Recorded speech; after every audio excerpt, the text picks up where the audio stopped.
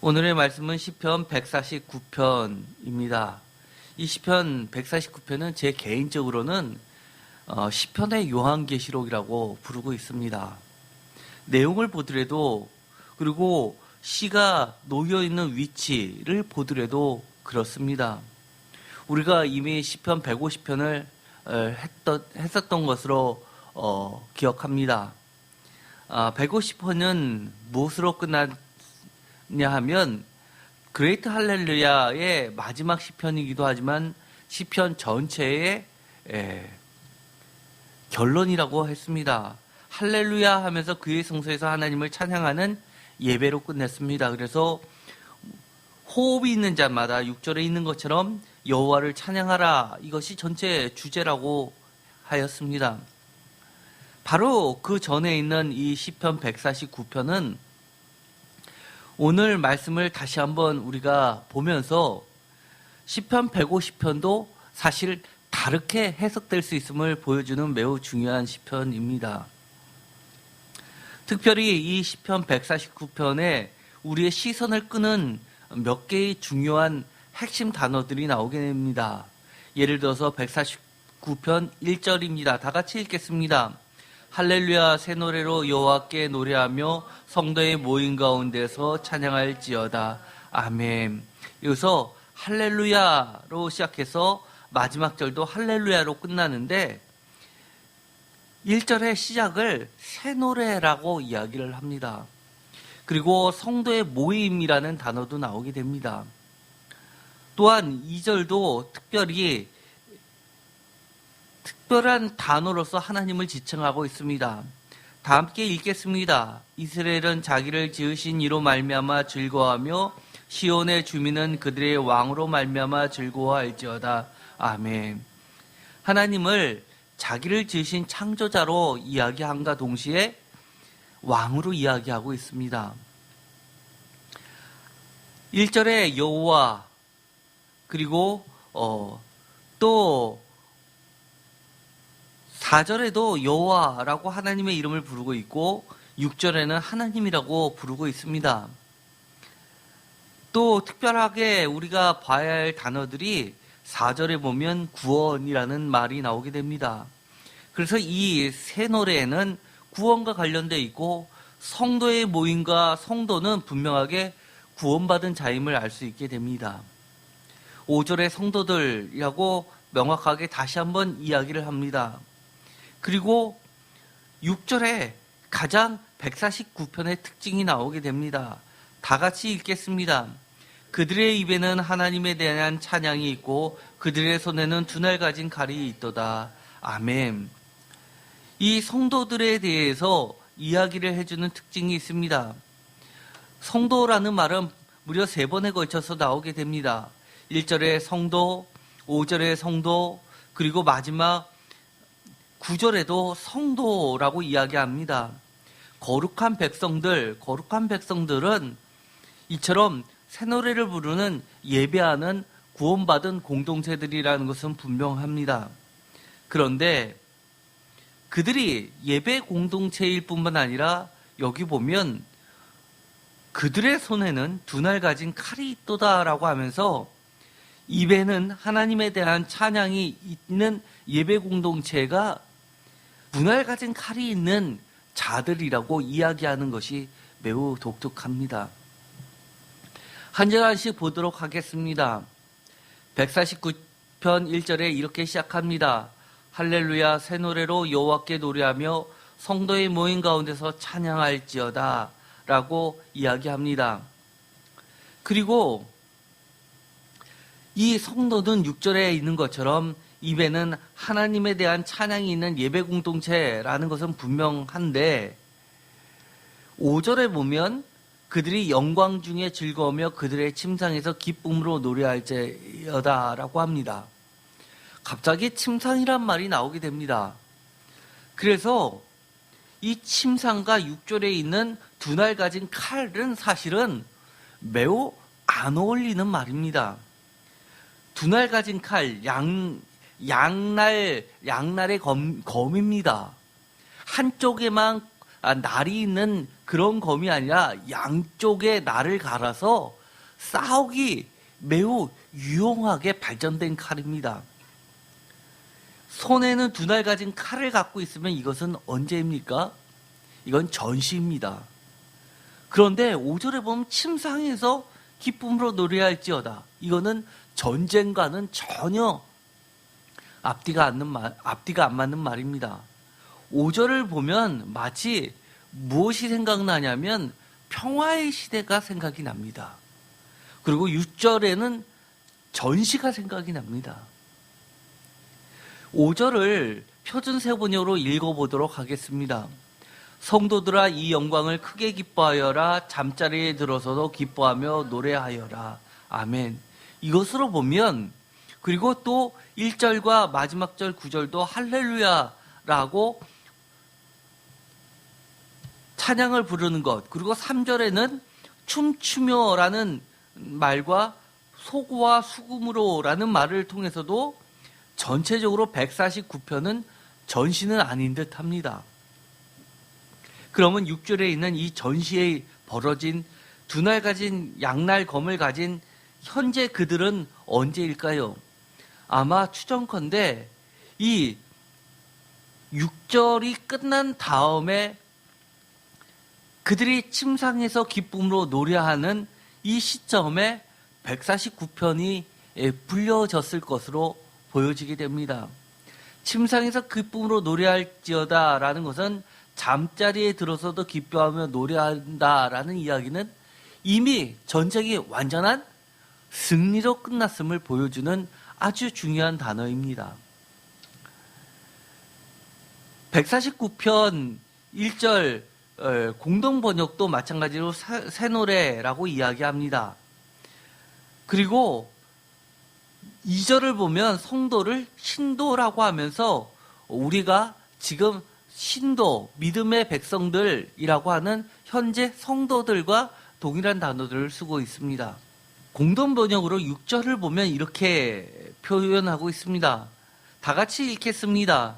목청 높여 하나님을 찬양하라. 손에는 쌍날칼을 드시고 라고 되어 있습니다. 그들의 입에는 하나님을 높이 찬양함에 있고 그들의 손에는 양날 달린 칼이 있으니 라고 해서 이 성도들이 어떻게 했는지를 보여주고 있습니다. 5절에 보면 공동번역은 그것이 명확하게 보다 표현되어 있습니다.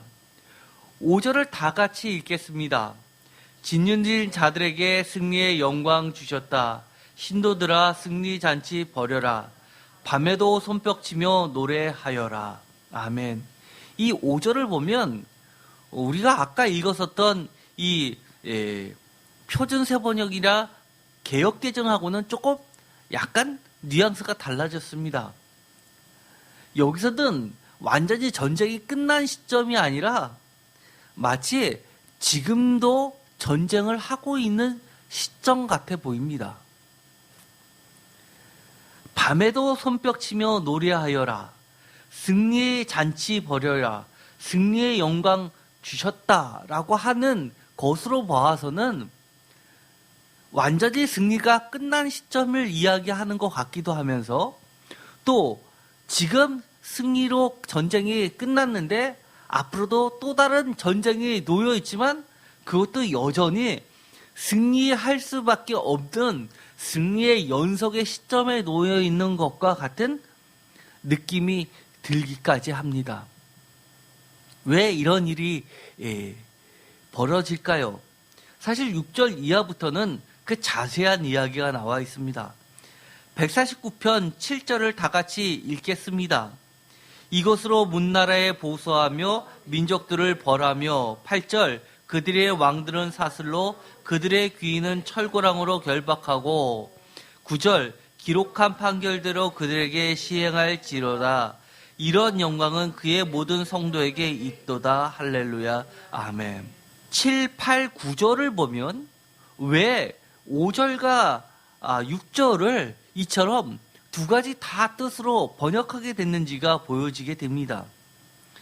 이 성도들이 하는 일들이 두 날 가진 칼, 양날 검을 가지고 하는 것들이 문나라에 보수하며 민족들을 벌하며 그들의 왕들은 사슬로 그들의 귀인을 철거랑으로 결박하고 라고 하면서 패배를 모르는 정말 쓰나미처럼 밀어붙이는 승리하는 부대를 연상시키게 합니다.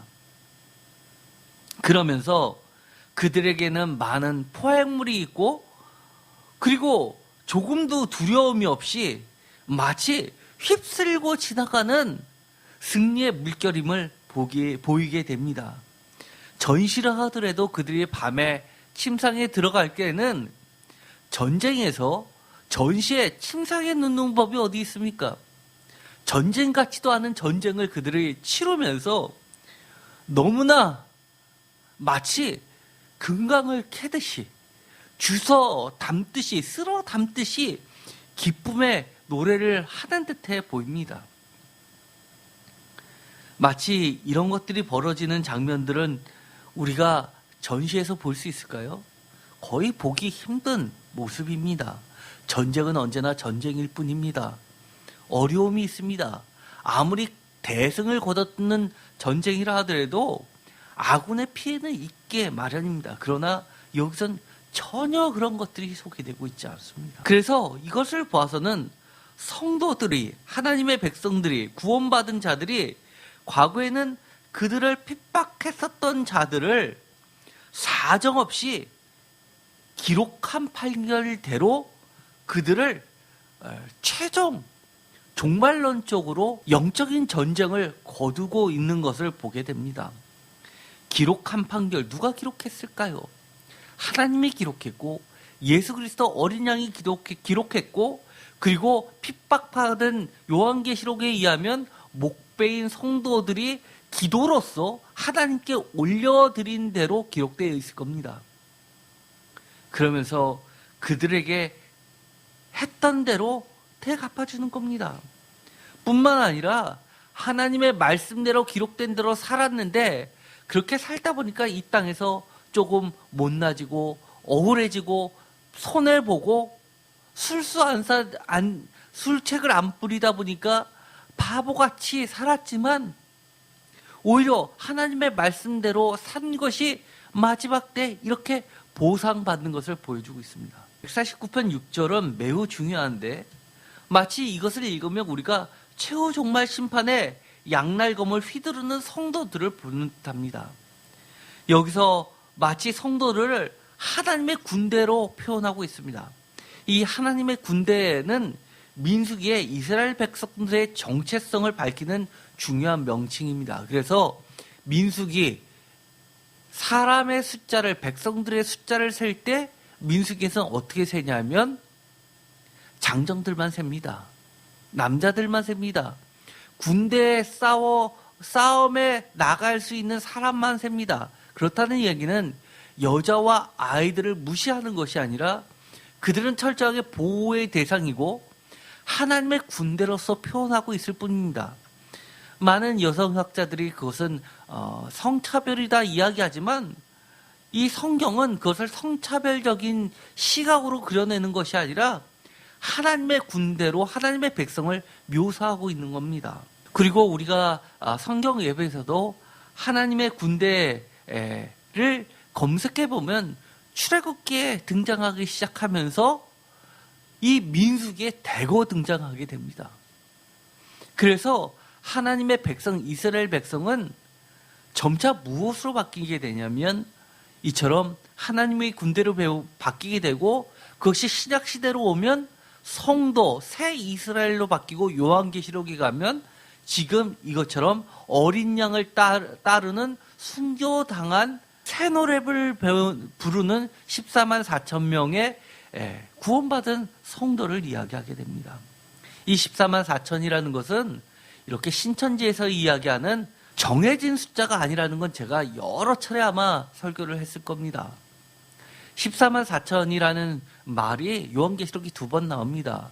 그 14만 4천 앞뒤로 싸고 있는 말은 만만 천천이라는 숫자가 나오게 됩니다. 수많은 이라는 말도 나오게 됩니다. 그래서 수많은 것을 이야기합니다.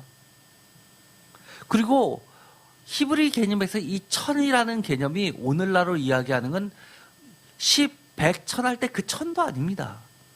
히브리 글자에서 천이라는 개념이 어떤 가문의 어른을 지칭할 때 쓰는 단어로 쓰입니다. 그래서 민수기 때 60만 대군이라고 이야기하지만 사실 그거는 엉키 얘기해서 아라비아 숫자 60만은 아닙니다. 왜냐하면 이 히브리 사상에서 천이라고 할 때는 제일 높으신 어른을 두고 그 3대, 4대의 온 가족을 통틀어서 한 단위를 천이라고 표현했습니다. 그래서 적게는 4, 50명, 많을 때는 한 150명도 될 수 있는 확정한 숫자입니다. 그렇기 때문에 60만이라고 보기보다는 그 숫자에 한 10분의 1 정도 수준으로 계산하면 오늘날의 숫자의 개념하고 비슷합니다. 그렇기 때문에 이 천은 많다의 개념입니다. 예를 들어서 다윗과 사울을 비교할 때 사울이 죽인 자는 천천이요 다윗을 죽인 자는 만만이다라고 할 때도 그 천의 개념은 사실은 아라비아 숫자 천이 아니라 그런 어떤 군대의 개념인 겁니다. 요한계시록 19장 13절에 보면 이런 말이 나오게 됩니다. 오늘 읽었던 시편 149편하고 비슷한 말이 나오는데 최후 전쟁을 이끄시는 말씀 로고스가 나옵니다. 우리가 로고스 하면은 요한복음 1장 1절에 나오게 되죠. 예수 그리스도를 이야기합니다. 태초부터 계셨던 로고스 말씀이 육신에 대해서 이 땅에 오시는데 이 요한계시록 19장 13절에는 로고스라고 되어 있는 이 헬라어를 말씀이라고 번역한 말로 나오게 됩니다. 하나님 나라를 완성하는 어린 양 예수 그리스도를 지칭하는 말이 말씀입니다. 그래서 이 어린 양 예수 그리스도가 최후 종말 전쟁을 치르는 최후 전쟁이 소개되고 있습니다. 19장 11절부터 읽겠습니다. 11절 다 같이 읽겠습니다. 또 내가 하늘에 열린 것을 보니 보라 백마와 그것을 탄 자가 있으니 그 이름은 충신과 진실이라. 그가 공의로 심판하며 싸우더라. 이것이 요한계시록에 기록되어 있는 마지막 전쟁입니다. 백마와 그것을 탄 자가 있는데 그 이름은 충신과 진실이라. 백마, 하얀 말이죠. 검은 말은 죽음을 상징하고 백마는 승리를 상징합니다. 그래서 이단들이 많이 흰 옷을 입고 나오죠. 다 이런 것들은 요한계시록에서 따와서 시작하는 것들입니다. 그런데 그 이름을 충신과 진실이라고 합니다. 그가 공의로 심판하며 싸우더라. 사실 예수 그리스도의 새로운 이름들을 요한계시록에서 많이 표현해주고 있는데 그것이 충신과 진실입니다. 표준세 번역으로 읽어보겠습니다. 나는 또 하늘이 열려 있는 것을 보았습니다. 거기에 흰 말이 있었는데 신실하신 분, 참되신 분이라는 이름을 가지신 분이 그 위에 타고 계셨습니다. 그분은 의로 심판하시고 싸우시는 분입니다. 충신과 진실을 신실하신 분, 참되신 분이라고 번역했습니다. 진실, 예수 그리스도의 또 다른 이름은 진실입니다.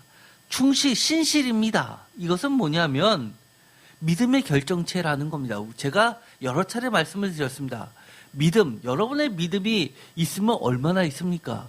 믿음의 정의가 뭡니까? 사실 믿음은 하나님의 신실하심을 의지하는 믿는 믿음입니다. 그래서 우리의 믿음은 사실 하나님의 신실하심에 비교하면 아무것도 아닙니다. 우리가 믿음을 가질 수 있는 것도 하나님의 신실하신 그 은혜 때문인 겁니다. 진실, 매우 중요합니다. 진실이 빠진 진리, 그것은 진리가 아닙니다. 진실이 빠진 그 어떤 것도 사실 예수 그리스도가 아닌 거짓 적그리스도라는 걸 분명히 기억하시기 바랍니다. 그 눈은 불꽃 같고 그 머리에 많은 관들이 있고 또 이름 쓴 것 하나가 있으니 자기밖에 아는 자가 없다. 그분밖에는 아무도 알지 못하는 이름이 그 몸에 적혀 있다고 합니다. 공동 번역은 신의와 진실이라고 번역하고 있습니다. 요한계시록 19장 13절에 보면 다 같이 읽겠습니다.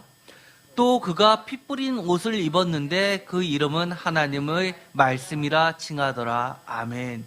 여기서 예수 그리스도의 어린 양의 정체가 나오게 됩니다. 아까 보았던 것처럼 신의, 진실, 정의 이런 말로도 표현되고 있고 정확한 이름은 하나님의 말씀입니다.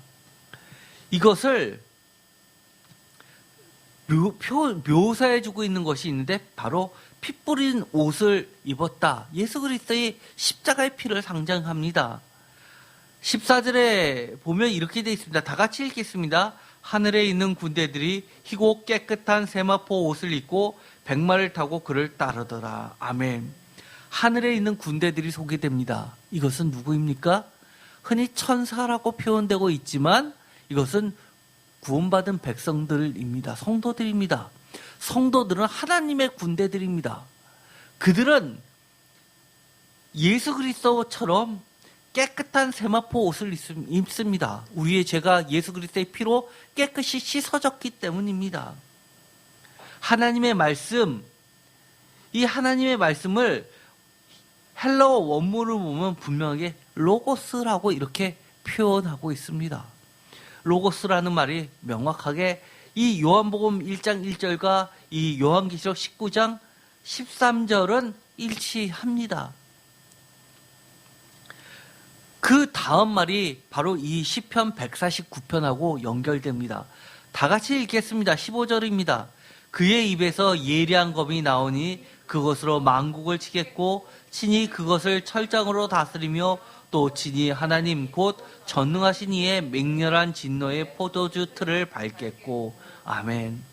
그의 입은 누구의 입입니까? 로고스, 어린 양, 예수 그리스도의 입에서 예리한 검이 나옵니다.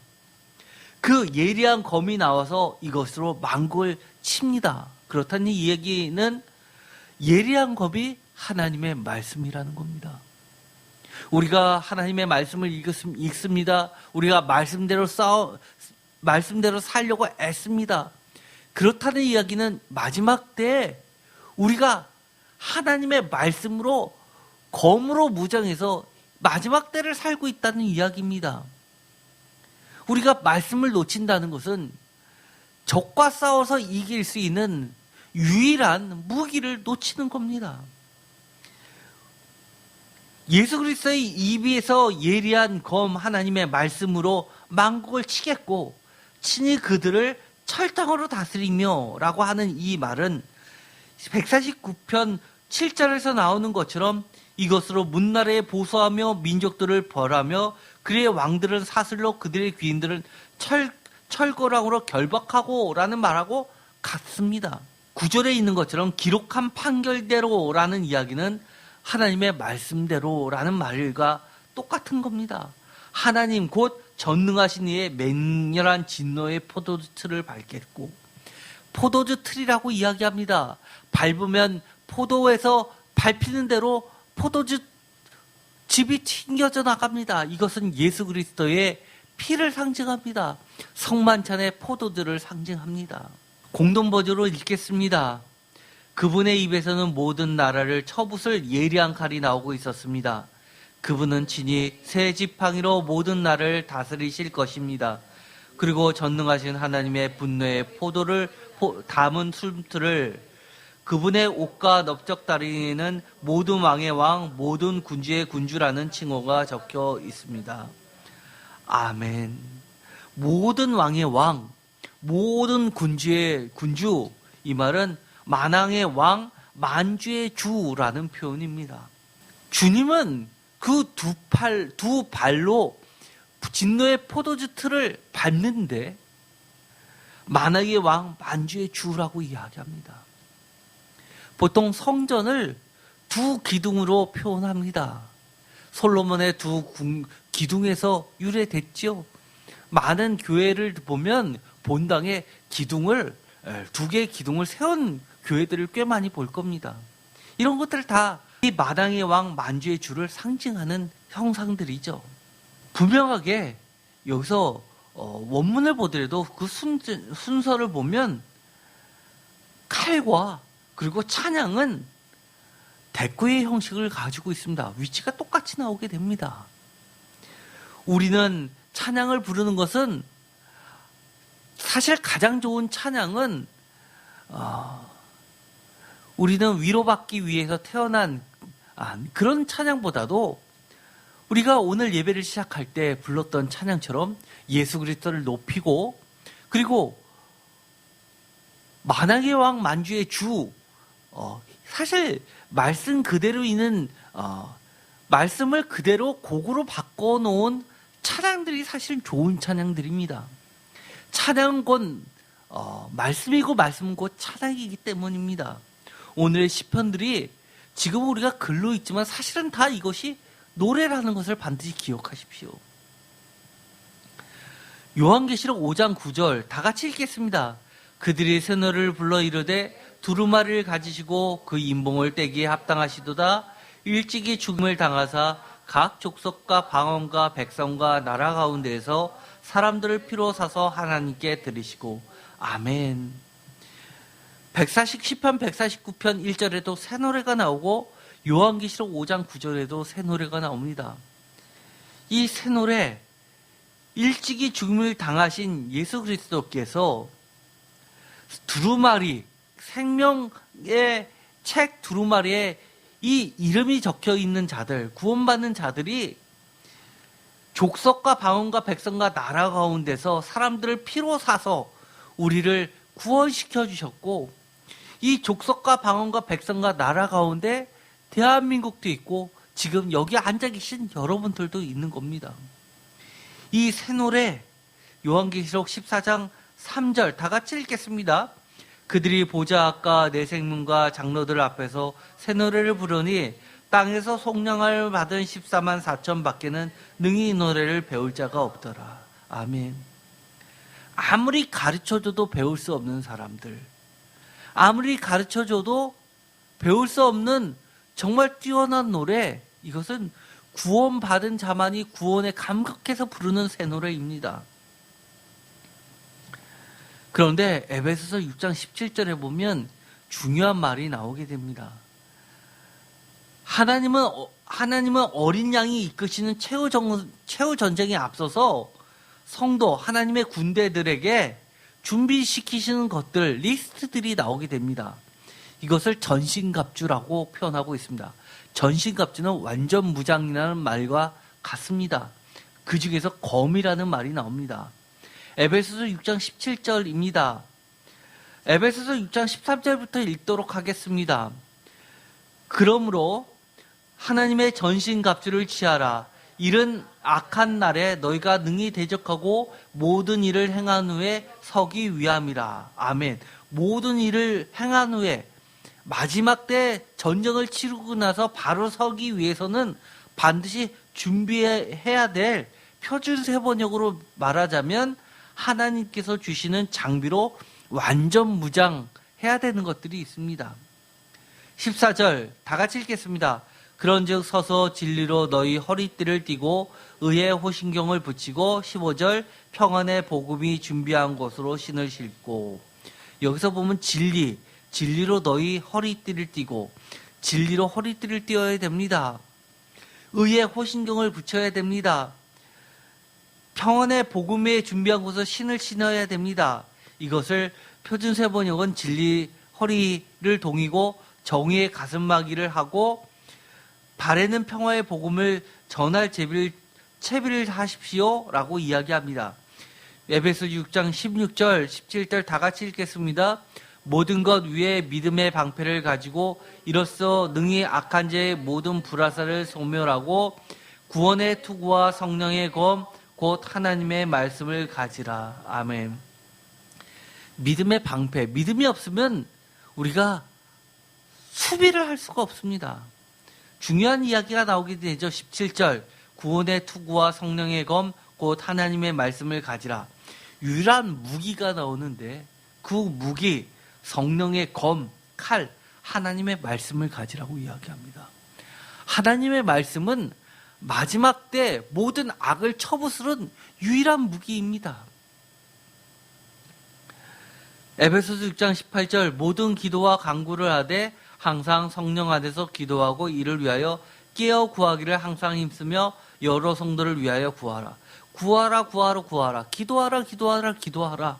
계속해서 기도를 강조합니다. 19절 또 나를 위하여 구할 것은 내게 말씀을 주사 나로 입을 열어 복음의 비밀을 담대히 알리게 하옵소서 할 것입니다. 사도 바울이 마지막 때 준비시키는 것을 준비하면서 마지막으로 간구를 기도를 부탁한 것은 역시 또 말씀입니다. 사도 바울은 어떤 존재냐라고 할 때 한마디로 이야기하면 마지막 때를 살아가는 자입니다. 비록 2000년대에 살았지만 2000년 전에 우리보다 먼저 살았지만 지금 우리도 그렇게 살라는 겁니다. 어떻게 해요? 마지막 때를 살게 하는 겁니다. 이 149편 다음에 150편이 나오게 됩니다. 우리가 이미 150편을 주일날 했었습니다. 미시적으로는 그때는 보았습니다. 문학적으로 보았습니다. 문학적으로 이 150편만 가지고 하나의 시로서 봤습니다. 미시적으로 봤습니다. 150편만 놓고 봤습니다.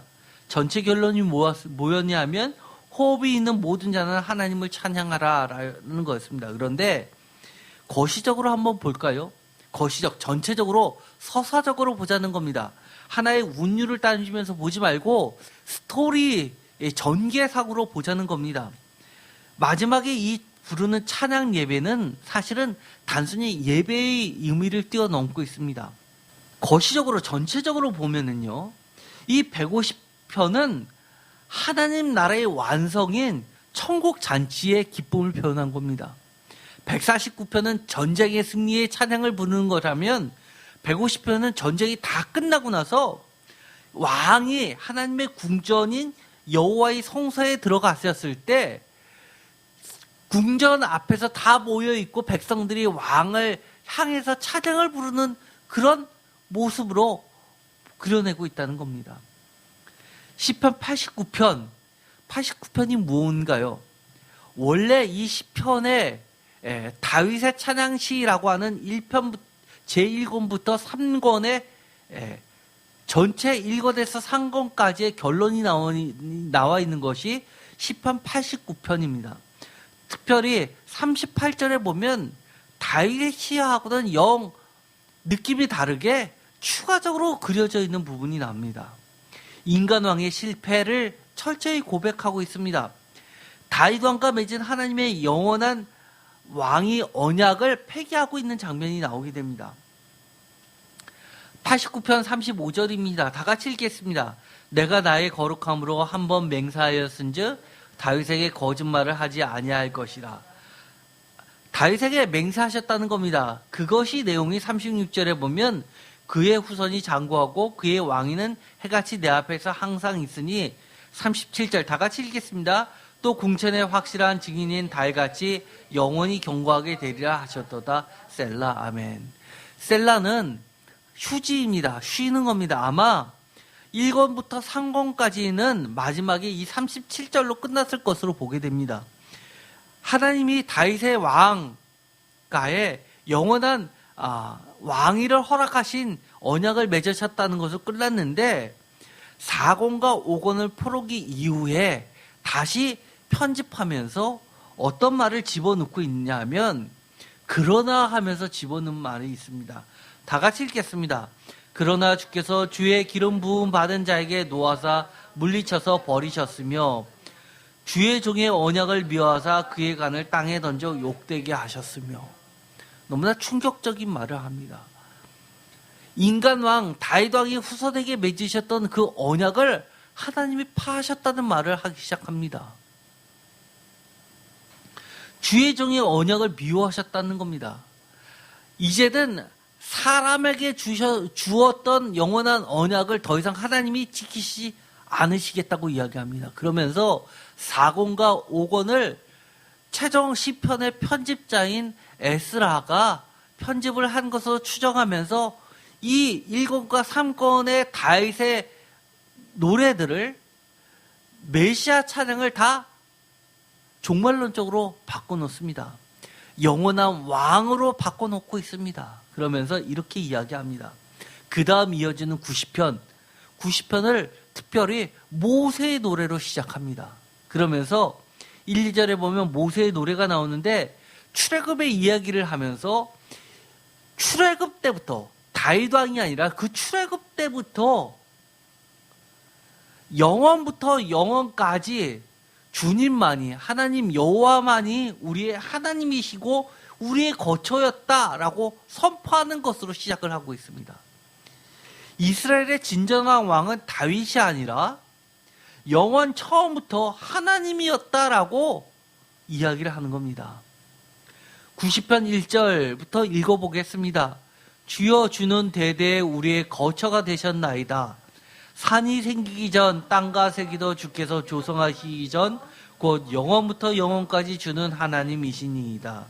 주께서 사람을 티끌로 돌아가게 하시고 말씀하시기를 너희 인생들은 하셨사오니. 다윗 왕 너도 인간이다. 너희 다윗 왕의 후손들 너희들도 인간이다. 인생들은 이제 다 티끌로 가라. 영원부터 영원까지 주는 하나님이시고 이제는 왕이 사람이 아니라 누구라는 겁니까? 영원한 왕 하나님만이 영원한 너희들의 왕이다라고 다시 90편 4권과 5권을 시작하면서 서론식으로 이렇게 선언해버리고 있는 겁니다. 주여 주는 대대에 우리가 거처가 되셨나이다. 얼마나 멋진 고백입니까? 제목이 모세의 기도입니다. 시편 전체가 150편입니다. 보통 우리가 어떻게 이야기했죠? 1편과 2편은 서론이라고 했습니다. 프롤로그라고 했습니다. 그리고 에필로그가 있습니다. 에필로그가 그레이트 할렐루야라고 하는 146편부터 150편까지가 할렐루야 시로 뒤에 붙어진 것으로 봤습니다. 본론은 뭡니까? 3편부터 145편인데 이 본론 전체의 결론이 왕이신 나의 하나님입니다. 한번 볼까요? 145편 1절입니다. 다 같이 읽겠습니다. 왕이신 나의 하나님이여 내가 주를 높이고 영원히 주의 이름을 송축하나이다. 아멘. 다윗의 찬양시라는 제목을 가지고 있으면서도 다윗이 뭐라고 찬양을 하고 있습니까? 내가 왕이 아니라 진짜 왕은 하나님이시다라고 고백하는 이 시편 본론의 결론을 그렇게 맺고 있는 겁니다. 그래서 시편 본론의 결론은 145편입니다. 다시 한번 볼까요? 시편 본론 3편부터 145편 전체의 결론이 왕이신 하나님을 고백하는 겁니다. 사실 왕이신 하나님을 고백하는 야훼 멜렉시 말라크라는 것은 다스리신다 또는 왕이란 뜻인데 그거는 93편, 95편에서 99편까지를 우리가 여호와 말렉시라는 것이 대거 등장하게 됩니다. 야훼 말렉시라는 것은 다 4권과 5권에 들어가 있습니다. 프롤로그, 서론, 시편 1편은 우리가 잘 알고 있죠. 말씀을 강조하고 있습니다. 마치 듀트로노미 신명기에서 왕의 규례가 나오죠. 왕은 필사본을 가지고 항상 필사본을 왕의 옆에 두게 하라고 합니다. 그것이 바로 신명기였죠. 등사본을 만들어서 왕은 항상 그 등사본을 옆에 두고 왕이 백성들을 다스리기 전에 먼저 해야 될 왕의 도리, 왕으로서 준비해야 될 것, 그건 바로 말씀을 읽으라는 겁니다. 그게 시편 1편의 강조입니다. 두 번째, 시편 1편이 나타내는 것이 있습니다.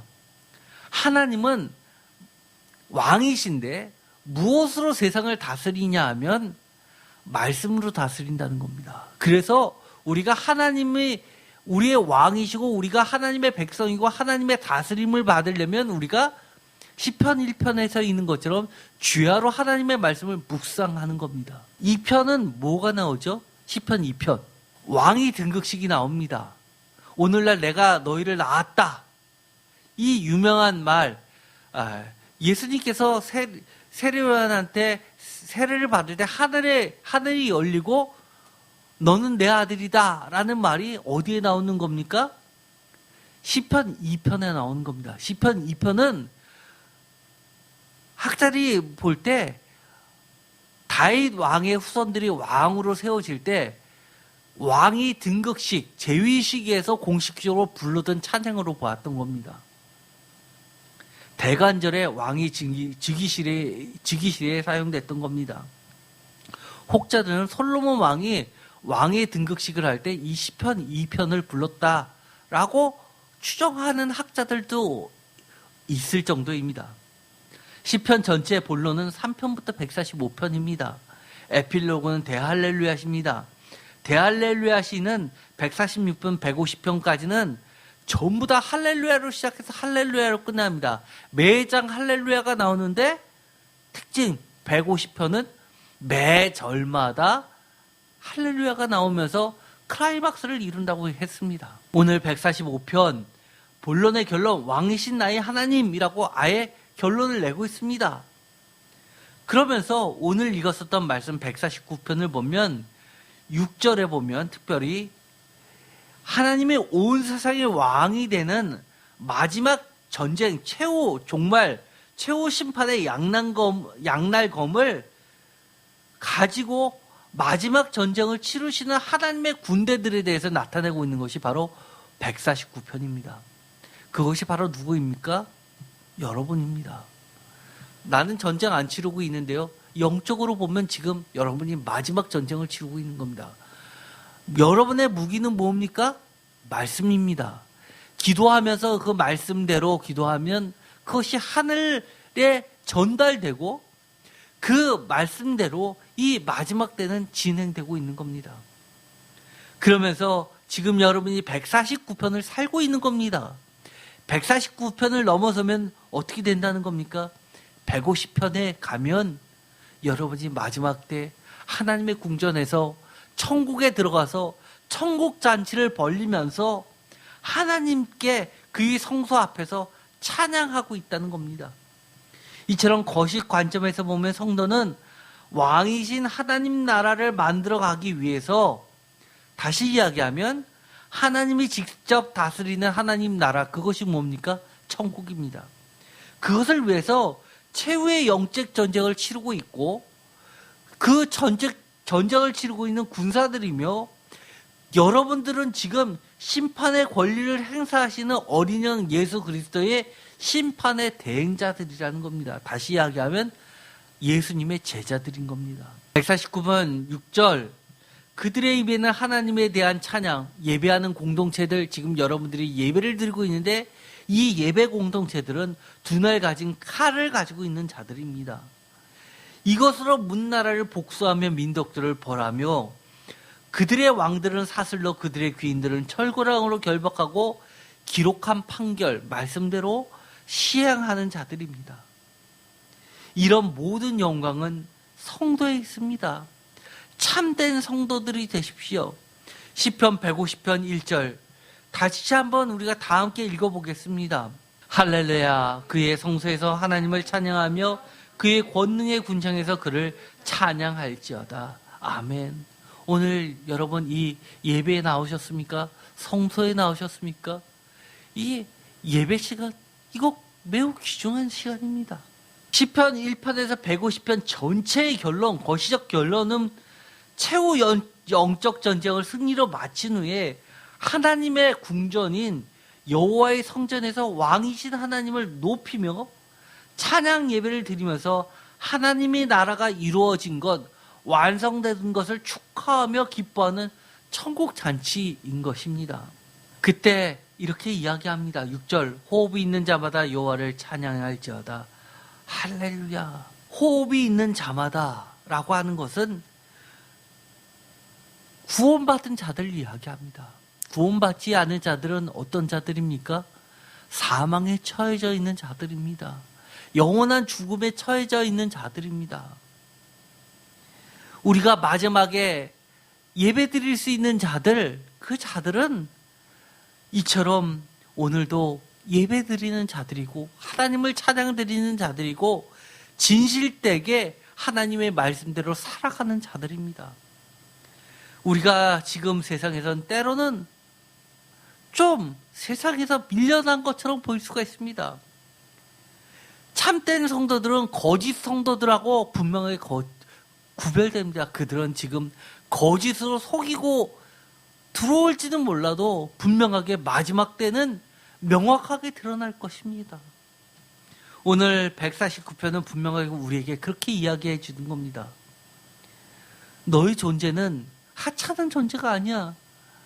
정말 승리를 외치며 찬양하는 자들이라고 이야기합니다. 우리 자신의 정체성을 분명하게 인식하시기 바랍니다. 지금 여러 가지 세상의 우울한 것으로 흉흉한 소문들로 주눅들지 마십시오. 이겨내십시오. 기도하시면서 말씀 읽으시면서 새로운 힘을 얻으시기를 바랍니다. 기도하고 마치겠습니다. 하나님 감사합니다. 이 마지막 때 우리가 주눅들지 않고 말씀 의지하고 말씀대로 승리를 외치는 하나님의 군대들이라는 것을 기억하게 하여 주옵소서. 마지막 때 우리가 호흡 있는 자로서 천국 잔치에서 예배드리는 삶을 다시 한번 기억하고 하나님을 오늘도 찬양드리게 하여 주옵소서. 예수 그리스도의 이름으로 기도드렸습니다. 아멘.